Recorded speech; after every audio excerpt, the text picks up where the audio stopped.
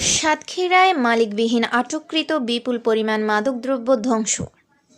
রবিবার ১৯ জানুয়ারি বেলা ১১টায় সাতক্ষীরায় বর্ডার গার্ড বাংলাদেশ সীমান্তের অতন্ত্র প্রহরী বিজিবি সীমান্তে জনগণের নিরাপত্তা ও আস্থার প্রতীক। দেশের স্বাধীনতা, সার্বভৌমত্ব ও সীমান্ত রক্ষার পাশাপাশি চোরাচালান বিরোধী অভিযান পরিচালনা করে বিজিবি জাতীয় অর্থনীতিতে মূল্যবান ভূমিকা রাখছে।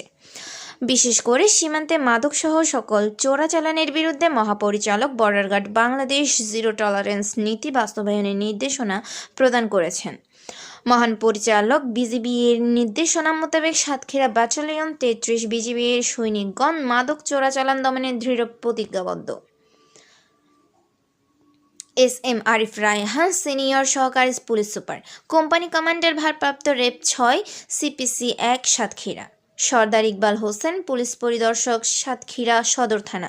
মিজানুর রহমান শরীফ, উপপরিচালক। বিজয় কুমার মজুমদার, উপপরিদর্শক, মাদকদ্রব্য নিয়ন্ত্রণ অধিদপ্তর, জেলা কার্যালয়, মাদকদ্রব্য নিয়ন্ত্রণ অধিদপ্তর, সাতক্ষীরা। রবীন্দ্রনাথ ঘোষ, রাজস্ব কর্মকর্তা, কাস্টমস, এক্সাইজ ও ভ্যাট সার্কেল এবং প্রিন্ট ও ইলেকট্রনিক মিডিয়ার সদস্যবৃন্দের উপস্থিতিতে ধ্বংস করা হয়।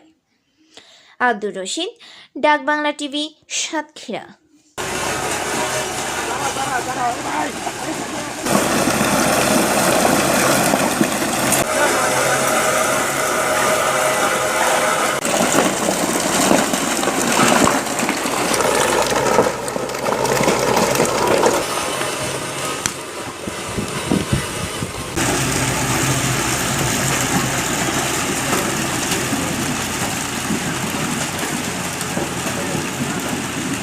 আমরা জানি আমি চেষ্টা করে তথ্য পাবো না ভাই কয়টা চ্যানেল 4 কেজি 500 গ্রামের মতো ভারতীয় অনাগ্রা ট্যাবলেট 40,907 পিস, বিভিন্ন ধরনের ইঞ্জেকশন ড্রাগ যেগুলোকে বলা হয় 38 বোতলের মতো।